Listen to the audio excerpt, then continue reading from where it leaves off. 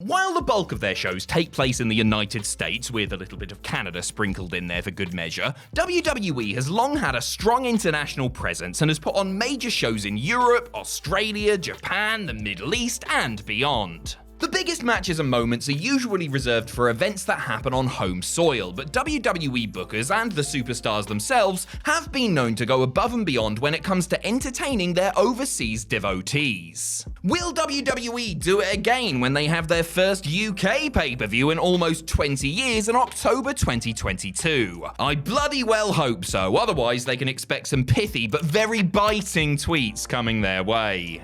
I'm Adam Pacitti from Cultaholic Wrestling, and these are the 10 best WWE matches to happen outside the US and Canada. Join us!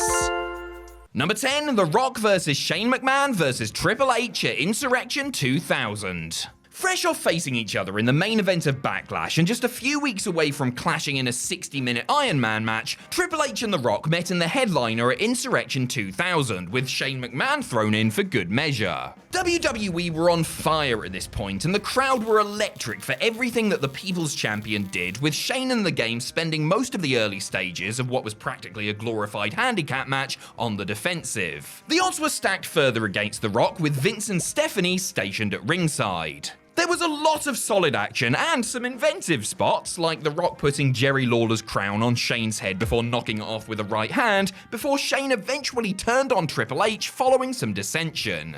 That was a mistake, as it gave The Rock an opening to make his comeback and, following a ton of interference and gaga at the finish, retain his title by hitting Shane with the People's Elbow. Not a technical masterpiece by any means, but tremendously entertaining and a perfectly laid out piece of sports entertainment. Number 9, Kevin Owens vs. Finn Balor at Beast in the East. Though Beast in the East was built around Brock Lesnar venturing to the land of the rising sun for the first time in almost a decade, the true highlight of the night was Kevin Owens defending the NXT title against Finn Balor. Balor was firmly the favourite, with fans in attendance well aware of his work with New Japan Pro Wrestling, where he wrestled for the best part of a decade as Prince Devitt. The Irish Ace came out for the occasion in full demon regalia, and he and Owens were showered with streamers before the opening bell. Owens, ever the heel, trashed a ceremonial bouquet of flowers as the action prepared to get underway. They went at it hard and heavy from the off, brawling around the ringside area and really laying in their strikes. By the end of the bout, the two had just about exhausted their arsenals, with Owens also nicking several of John Cena's signature moves as the two were feuding at the time,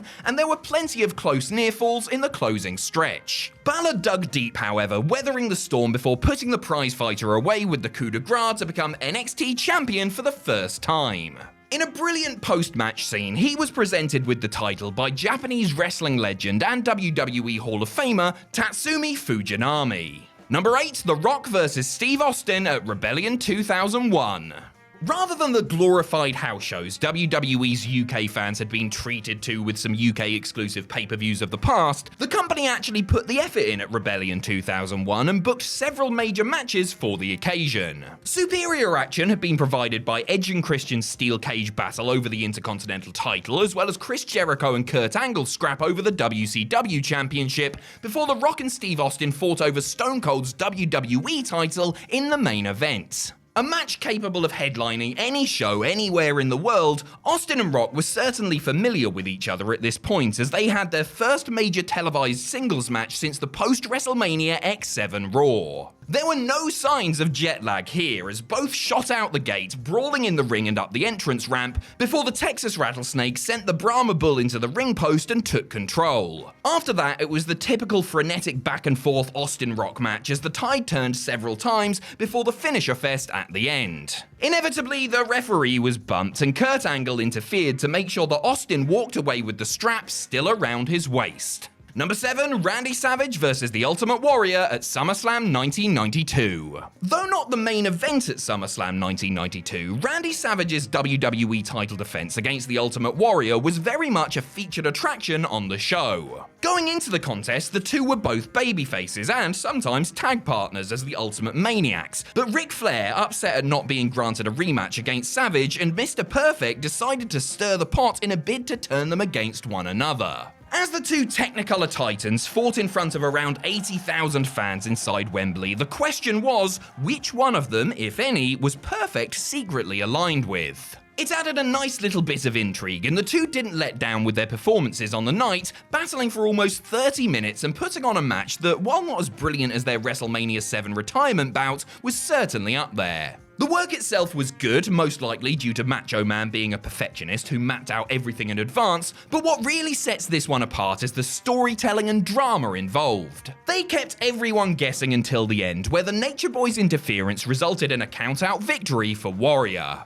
Number 6, Shawn Michaels vs the British Bulldog at One Night Only. Davey Boy Smith and the Heartbreak Kid had put on many great matches together throughout the years, but few had the intensity and heat of their meeting at One Night Only, a tremendous pay-per-view that boasted many strong matches. Smith used his power moves while Michaels bounced around for him and attempted to cut corners with the help of other DX members who were stationed at ringside. Also at ringside were Bulldog's wife and cancer-stricken sister, so you would think that he would go over for the feel-good moment, right? Wrong! He was unable to overcome the sheer amount of interference and ended up passing out while in the figure 4 leg lock.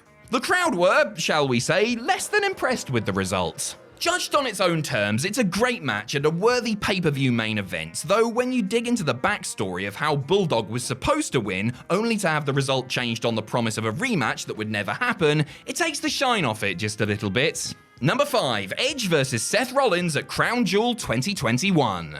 WWE's events in Saudi Arabia have been a, mixed bag up to this point. The relationship itself has of course caused controversy, and several absolute horror shows have taken place on pay-per-views there. It took until Crown Jewel 2021 for WWE to have their first bona fide classic in the Gulf states. In the show's opener, Edge and Seth Rollins battled inside Hell in a Cell in the suitably chaotic and violent finale to their personal feud. The two had previously had really good matches on SummerSlam and on SmackDown, but this took things to a whole new level. They beat the abs off of each other inside the cage, utilizing every weapon available to them and taking some really nasty bumps along the way. Two of the biggest involved tables, as the Drip God got pushed off the top rope into the cell and through some wood, before responding with an insane sunset flip powerbomb off the top of a ladder through one on the Rated R Superstar. It was Edge who ended up winning in brutal fashion, curb-stomping Rollins' smarmy little face into a chair. Number 4, the World Heavyweight Title Elimination Chamber match at New Year's Revolution 2005. Up until the show-saving main event, New Year's Revolution 2005 had been a disaster of a pay-per-view, and gave the fans watching in San Juan, Puerto Rico very little to cheer. Not only had the matches ranged from mostly bad to god-awful, but Eugene and then Lita both suffered serious knee injuries during the first 2 bouts on the card.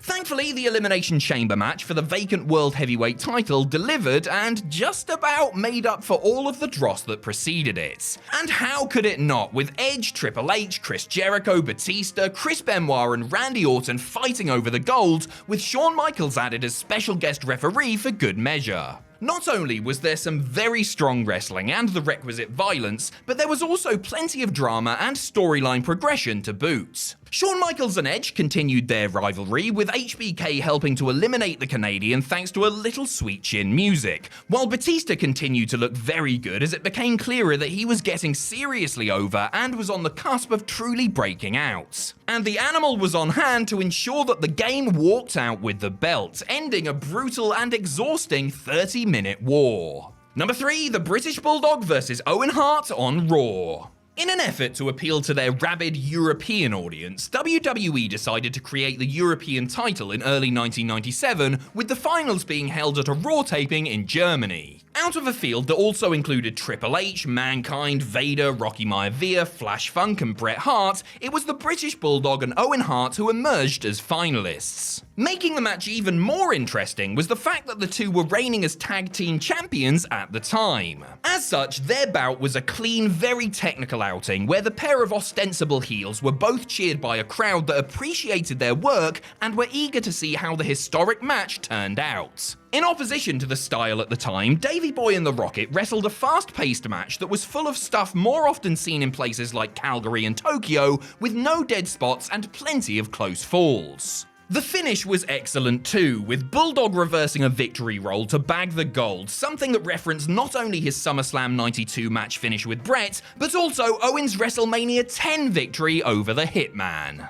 Number 2, John Cena vs Shawn Michaels on Raw. After becoming WWE Champion and becoming the focal point of the entire company, John Cena experienced a severe backlash from a section of the fanbase who contended that he didn't know how to wrestle. And that was utter nonsense, of course, but Big Match John seemed to delight in proving them wrong, and from 2005 onwards would, more often than not, come through when it mattered and produce the goods in the biggest of big match scenarios, and that's why they call him Big Match John, folks. If there's one example from that period to show people just what Cena was made of, it's probably his near-hour-long match with Shawn Michaels from the April 23rd, 2007 episode of Raw. The show took place in London and was headlined by Cena and Michaels in a non-title WrestleMania rematch. Going an impressive 50-plus minutes, the match was never less than entertaining and kept the crowd enthused throughout. I'm not going to try and recap so much action, but the selling, psychology, and everything else was spot on, and you really owe it to yourself to watch it at least once. Michaels got the win with the sweet chin music after flipping out of an FU, as both men received a deserved standing ovation for their endeavors.